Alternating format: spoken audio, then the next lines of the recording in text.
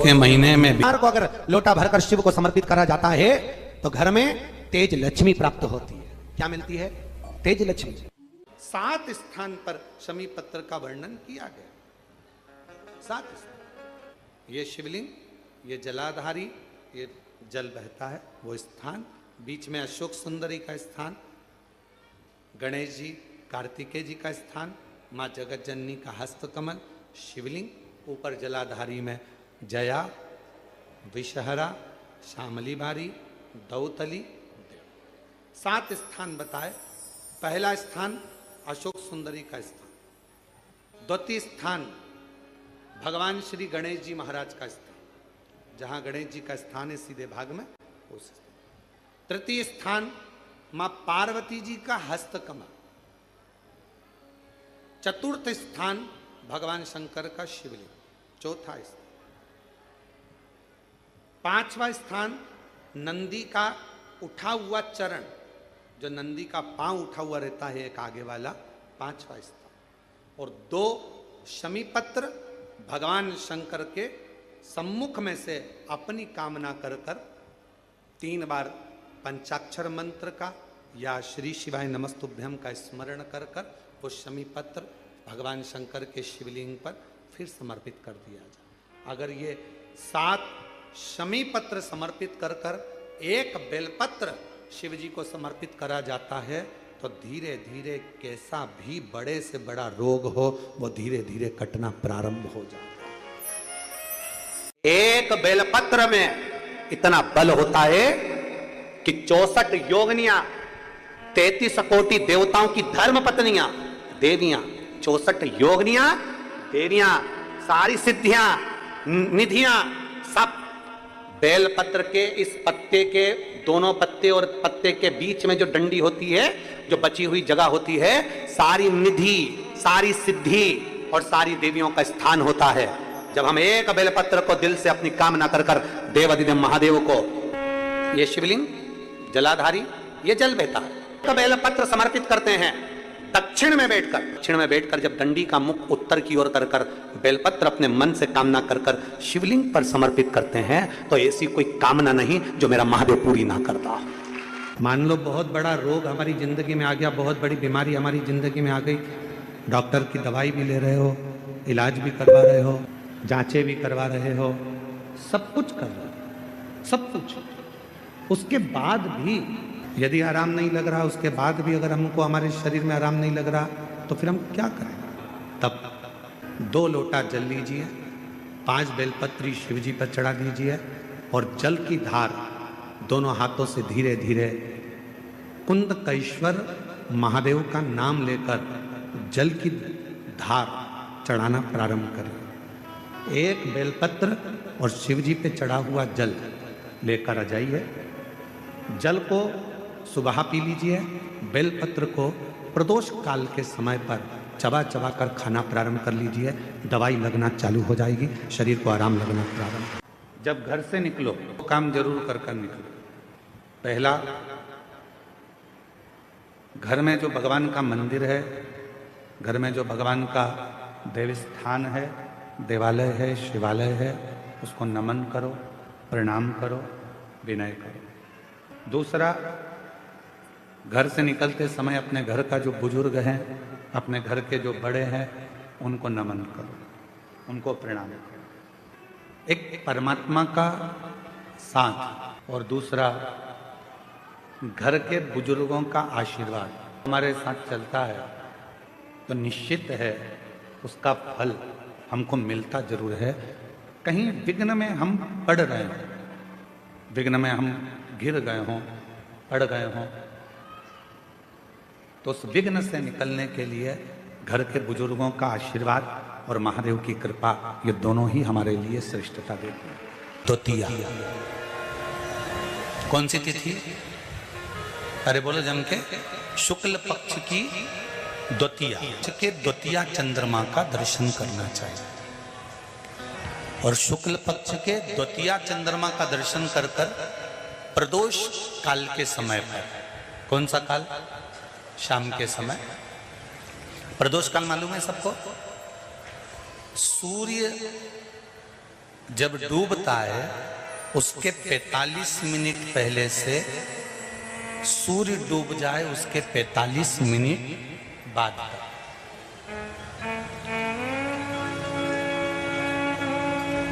कितने मिनट पहले? जम के बोलो जरा। 45 मिनट पहले से 45 मिनट बाद। प्रदोष काल का क्रम है। चंद्रदेव का दर्शन कर कर कच्चे दूध का छींटा, सफेद पुष्प चंद्र को समर्पित करो। सफेद चंदन का छींटा चंद्रदेव को दीजिए।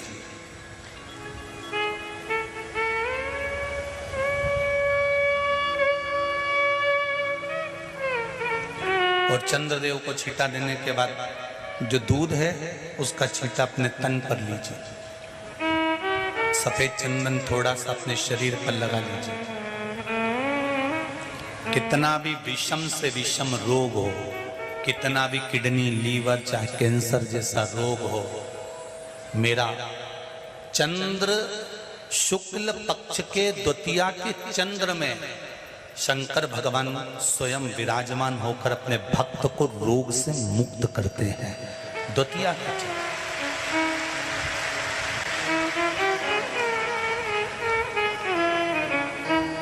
जम के बोलो कौन सी तिथि है? शुक्ल पक्ष के द्वितीया तिथि का चंद्र का दर्शन व्यक्ति को जीवन का सुख देता है। जिसके आंखों में तकलीफ हो, श्रवण शक्ति में तकलीफ हो, बोलने में, मुख में तकलीफ उत्पन्न होती हो, भारी से भारी रोग। हम पहले भी कथा में कहे, आज फिर कहते हैं, जिसकी लीवर, किडनी, जिसकी काया बेकार हो रही हो, चमड़ी सफेद पड़ रही हो, काले काले छट्टे पड़ रहे हो, सोराइसिस जैसी बीमारी हो गई हो, कैंसर जैसा रोग हो गया हो, बड़े से बड़ा रोग, अगर किडनी, लीवर कितना भी बेकार से बेकार हो गया, डैमेज से डैमेज हो गया, उसको शुक्ल पक्ष के द्वितीया चंद्रमा का दर्शन करना चाहिए। दूज, जो शुक्ल पक्ष की दूज आती है ना, द्वितीया, शंकर भगवान के फोटो का दर्शन करा है आप लोगों ने? बोलो तो जम के करा है ना सबने? शंकर भगवान के चित्र का दर्शन करिए, शंकर भगवान के फोटो का दर्शन करिए, शंकर भगवान की मूर्ति का दर्शन करिए। शंकर भगवान के मस्तक पर जो चंद्रमा रखा हुआ देखते हैं आप लोग, शिव जी के मस्तक पर जो चंद्र देखते हैं, वो चंद्र कौन सी तिथि का रखा था शंकर भगवान? कभी कभी अगर आपकी समाज में प्रश्न मंच होता है ना, तो उसमें प्रश्न पूछना चाहिए कि शंकर भगवान के मस्तक पर जो चंद्रमा रखा है वो कौन सी तिथि का रखा है? एकम, दूसरी, चतुर्थी, पंचमी, छठ, सप्तमी, अष्टमी, नवमी, 10वीं, 11, 12 पूछ लेना चाहिए कि कौन सी तिथि का चंद्रमा भगवान शंकर के मस्तक पर रखा है। तो हमारा शास्त्र कहता है, स्कंद पुराण कहती है, पद्म पुराण कहती है, अग्नि पुराण कहती है, लिंग पुराण कहती है, नर्मदा पुराण कहती है, नारद पुराण कहती है, और कूर्म पुराण और विष्णु पुराण वर्णन करती है कि शिवजी के मस्तक पर जो चंद्र रखा है वो शुक्ल पक्ष की द्वितीया का रखा है।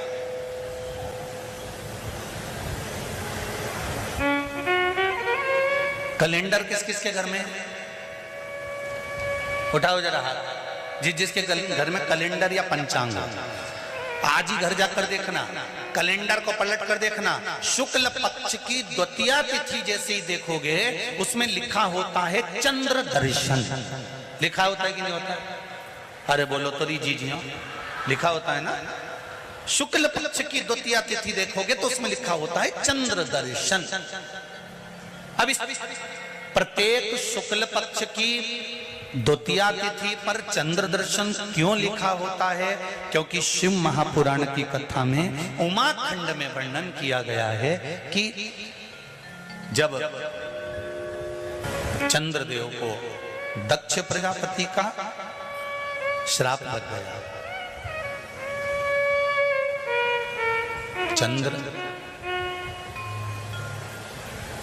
तुम मेरी एक पुत्री के प्रति स्नेह रखते हो और बाकी की पुत्रियों की ओर तुम देखते तक नहीं। बाकी की पुत्रियों की ओर तुम देखते तक नहीं। चंद्र, हे चंद्र, मैं तुम्हें श्राप देता हूं कि तुम्हें काया का रोग हो जाए, तुम्हारी काया गलना प्रारंभ हो जाए और तुम्हें तुम्हारे इस रोग से कभी मुक्ति नहीं मिलेगी। चंद्र दुखी हो गए।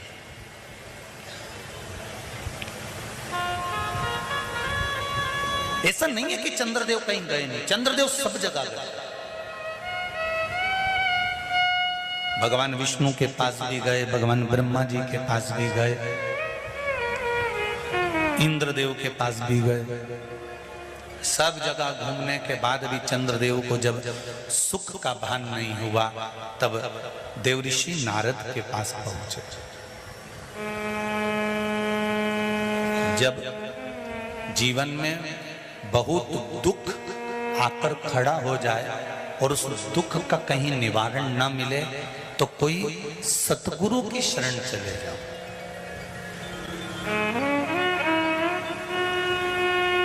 और सतगुरु भी वो होना चाहिए जिसको अपनी पूजन से मतलब नहीं, उसको परमात्मा की पूजन से मतलब होना चाहिए। सत्य मार्ग की ओर प्रशस्त कर।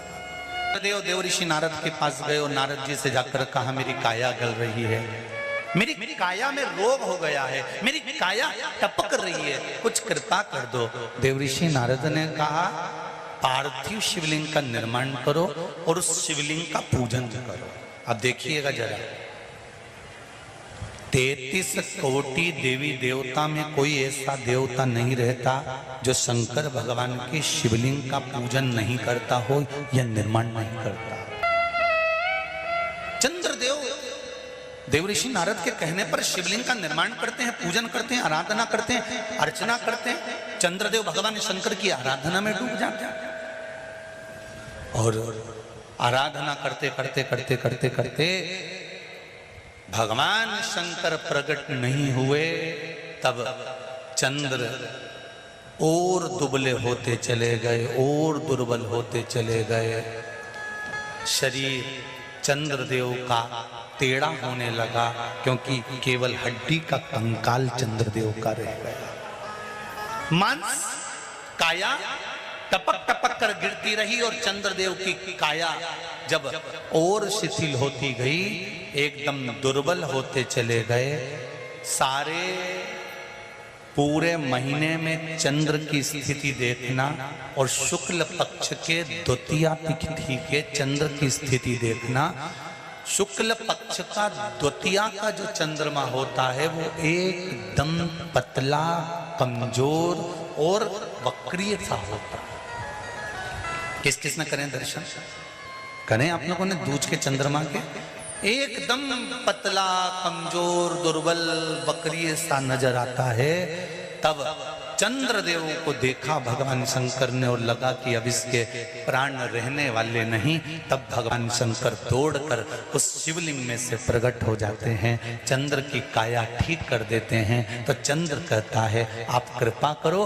भगवान ने उसी चंद्र को, द्वितीया के चंद्र को अपने मस्तक पर धारण कर लिया और द्वितीया के चंद्र को मस्तक पर धारण कर कर भगवान शंकर ने कह दिया कि सुनो चंद्रदेव, आज शुक्ल पक्ष की द्वितीया तिथि है, जिस दिन मैंने आपको अपने मस्तक पर धारण करा है। जो भी शुक्ल पक्ष की द्वितीया तिथि को चंद्र का दर्शन करेगा उसकी जिंदगी में कभी रोग से वो ग्रसित नहीं होगा। शुक्ल पक्ष की द्वितीया तिथि को भगवान शंकर ने चंद्रदेव को अपने मस्तक पर धारण करा। तो शंकर भगवान ने कह दिया, सुनो चंद्रदेव, आज शुक्ल पक्ष की द्वितीया तिथि को मैंने आपको अपने मस्तक पर धारण करा है। संसार में रहने वाला, मृत्यु लोक में रहने वाला, चाहे देवलोक में रहने वाला, चाहे जिस लोक में वो निवास कर रहा है, अगर शुक्ल पक्ष के द्वितीया तिथि के चंद्रमा का दर्शन करेगा तो वो रोग से मुक्त रहेगा। अब हमारे यहाँ इतनी अच्छी अच्छी तिथियां दी हैं, कैलेंडर तक में लिखा हुआ है कि चंद्र दर्शन अब उसके बाद भी लोग चंद्र दर्शन नहीं करें तो फिर उनका भाग्य बेकार। पंचांग में लिखा है कि चंद्र दर्शन, बोलो सही है कि गलत है? उस पर पंचांग में लिखा है कि चंद्र दर्शन, शुक्ल पक्ष की द्वितीया तिथि चंद्र दर्शन। मान लो कोई व्यापार, कोई दुकान, कोई फैक्ट्री आपकी ठीक नहीं चल रही है, आप ठेला लगा रहे हो, सब्जी की दुकान लगा रहे हो, कोई दुकान खोल कर बैठे हो, कोई फैक्ट्री लगा कर बैठे हो, कोई व्यापार कर रहे हो और उस व्यापार में तुम्हें आनंद नहीं आ रहा, बहुत तकलीफ चल रही है, बहुत तकलीफ, सब कुछ करके देख लिया पर वो तकलीफ मिटी नहीं रही। तो थोड़े दिन, थोड़े समय किसी भी शंकर के मंदिर में बटकेश्वर महादेव के नाम से एक बेलपत्र चढ़ाने का तरीका जरा समझ लेंगे। आप अगर जिस दिशा में खड़े हो, अगर आप शंकर के शिवलिंग के इधर हो तो बेलपत्री का डंडी का मुख आपकी ओर होना चाहिए। आप इधर हो तो डंडी का मुख उधर हो, आप उधर हो तो डंडी का मुख उधर हो, आप इधर हैं तो डंडी का मुख इधर हो। बटकेश्वर महादेव के नाम से शंकर जी के मंदिर में एक बेलपत्री पर डंडी का मुख अपनी ओर होना चाहिए। जो डंडी है इसका मुख अपनी ओर। बटकेश्वर महादेव के नाम से एक बेलपत्र शंकर भगवान को समर्पित करो बटकेश्वर महादेव के नाम से। और बेलपत्र चढ़ाने के बाद में जो तुम्हारे कलश में जो जल है, लोटे में जो जल है, वो 7 बार, लोटे का जल 7 बार, 7 बार से मतलब है अलग से लोटा भरना नहीं है, 7 बार उसी लोटे का जल जब बेलपत्र डंडी समेत समर्पित कर दें, 7 बार उस लोटे के जल को 7 बार बटकेश्वर महादेव का नाम लेकर अपनी मन की कामना कर कर बाबा से विनती करते हुए कि बाबा मेरी ये छोटी सी अर्ज स्वीकार करते, 7 बार उस जल को चढ़ाओ। लगातार कम से कम आप 15 से 20 दिन तक लगातार बटकेश्वर महादेव के नाम से चढ़ाओगे। ऐसी कोई दुकान और फैक्ट्री नहीं तो चले नहीं और आगे बढ़े नहीं और काम सुलझे। बटकेश्वर महादेव, भगवान शंकर का ये नाम, भगवान शिव का ये स्तुति, भगवान शंकर का ये नाम बटकेश्वर महादेव। स्वयं भगवान शंकर ब्रह्मा जी का जब सिर कटकर बड़का पेड़ बन जाता है और उस पेड़ के नीचे, वृक्ष के नीचे शंकर भगवान विराजमान हो जाते हैं, शिव जी उसके नीचे विराजमान हो जाते हैं, उसी का नाम बटकेश्वर महादेव पड़ा। बटकेश्वर, बोल बटकेश्वर महादेव की। शिव जी के मंदिर में उतनी देर रहो जितनी देर तुम्हारा चित्त लगे। शिव जी के मंदिर में व्यर्थ बैठकर ज्यादा बातें नहीं करना, किसी की निंदा नहीं करना, किसी की बुराई नहीं करना, चुगली नहीं करना, किसी को अपशब्द नहीं कहना, किसी को ताना नहीं देना है, किसी को आड़ा टेढ़ा नहीं बोलना। अरे शंकर की स्तुति करने गए हो, शिव भक्त का सबसे पहला काम है मंदिर में अगर गंदगी हो रही है तो उसको साफ करो, जाले लग रहे हैं उसको निकाल दो, तो तुम्हारी जिंदगी के भी जाले समाप्त हो जाएंगे। शिव मंदिर में गए हो, थोड़ी सेवा करो, चाकरी करो, आराधना करो। धर्म पत्नी से संतान नहीं, औलाद नहीं, बड़े दुखी है, बड़े दुखी। अच्छा, संतान नहीं हो, किसी नारी की गोद अगर, स्त्री की गोद अगर खाली रह जाए तो भी दुख होता है उसको कि मेरे घर में औलाद नहीं, संतान नहीं। हम कई बार कहे, आज फिर कहते हैं, ये टेस्ट भी बाद में कराना, सारी जांचें बाद में कराना। एक बार शंकर का भजन कर कर देखना। सब जगह से अगर हार जाओ और सारे रिपोर्ट आपकी आपने सब दूर दिखा ली, तो एक बार शंकर पर भरोसा कर कर तुमरुका जी का नाम लेकर सफेद आंकड़े की जड़ को शिव जी पे से रजस्वला धर्म के 7वें दिन 21 बार घुमा लो। नाम गोत्र बोलकर कमर में लाल धागे में बांध लो। पीपल के पत्ते शिव जी को चढ़ाओ, उठाकर लाओ। उस एक पत्ते को रात्रि को गाय के दूध में उकालो और उस दूध को दोनों पति पत्नी पियो। साथ रहिए, समय आएगा, बाबा चाहेगा तो 3 या 4 महीने में गर्भ ठहर ही जाएगा। सारे डॉक्टर को दिखा लिया अपनी जगह, टेस्ट भी करवा लिया अपनी जगह, पर एक बार प्रयोग, और वो विश्वास रखकर करना पड़ेगा। शंकर पर जो भी कार्य कर रहे हो आप, जो उपाय कर रहे हो आप, शिव का स्मरण कर, भगवान पर अगर विश्वास रखोगे, भरोसो दृढ़ इन चरणन कहो, श्री वल्लभ नक चंद्र छटा बिन सब जगमा ही अंधेरो। अगर भरोसा है तो शंकर है, और भरोसा नहीं तो शिव कहां से। विश्वास लेकर अगर आए हो तो काम तो होगा। ये लोग काशी से आए हुए हैं, विश्वास लेकर ही तो आए होंगे कि हम जाएंगे शंकर की कथा में तो बाबा कृपा जरूर करेगा। कई लोग यहाँ पर बैठे हुए हैं जो विश्वास लेकर आए हुए हैं, दूर दूर से आए हुए हैं, केवल विश्वास लेकर कि भगवान कृपा करेगा किसी ना किसी रूप में, मुझे विश्वास है कि बाबा मेरी सुनेगा। और फिर कहता हूं, कथा में अगर आपने मन लगा लिया, भले टीवी चैनल के माध्यम से श्रवण कर रहे हो, भले मोबाइल के माध्यम से श्रवण कर रहे हो, भले पंडाल में सुन रहे हो, बाबा से अगर दिल से आपने अगर कह दिया तो 3 महीना बहुत होता है सब कामना पूरी होने के लिए। मेरा बाबा आपको कुछ ना कुछ दे ही देता है, बस आपकी रुचि के अनुसार सुख प्रदान कर ही देता है। आप उस पर विश्वास, भरोसा, भटकना नहीं है हमको, मार्ग से विचलित नहीं होना। लंबी बाती का प्रमाण अलग होता है। लंबी बाती क्यों लगाई जाती है? भगवान के मंदिर में, दीप में, देवियों की पूजन में, लक्ष्मी की वृद्धि के लिए। कौन से देवता क्या लंबी बत्ती लगती है और कौन से देवता क्या गोल बत्ती लगती है, उसका भी प्रमाण वर्णन। किसी देवी की पूजन करो तो लंबी बत्ती आती है, कुल देवता की पूजन करो तो लंबी बत्ती आती है। किसी मंदिर में किसी देवता को लगाने जाओ तो गोल बत्ती लगती है, उसका भी प्रमाण है। लंबी बत्ती जहां लगाई है, अगर लक्ष्मी के सामने लगाई है तो लक्ष्मी की लंबाई बढ़ती है, लक्ष्मी की वृद्धि बढ़ती है। अगर कुल देवता के नाम की लगाई है तो वंश की वृद्धि होती है। इसलिए हमारे यहाँ अमावस्या पूनम को जो पाटे माटे भराते हैं उसमें गोल बत्ती नहीं लंबी लगाई जाती है, जिससे हमारा वंश बढ़े। नवरात्रि में देवी जी की जो बाती लगाई जाती है वो लंबी लगाई जाती है, गोल नहीं। क्यों? क्योंकि जिससे माँ हम पर कृपा बनाकर रखे, हमारा वंश खूब बढ़े, हमारे यहाँ लक्ष्मी की वृद्धि हो।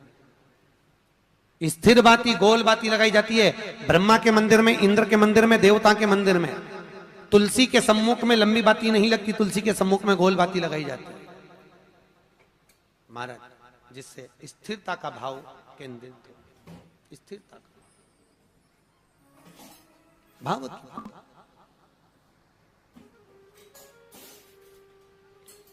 पीपल के वृक्ष के नीचे कभी लंबी बाती नहीं लगती, बड़ के पेड़ के नीचे कभी लंबी बाती नहीं लगती, आंवले के पेड़ के नीचे कभी गोल बाती नहीं लगती। आंवले के वृक्ष के नीचे लंबी बाती लगना चाहिए, धन की वृद्धि, सुख समृद्धि। तुलसी के पौधे के नीचे लंबी नहीं लगती, गोल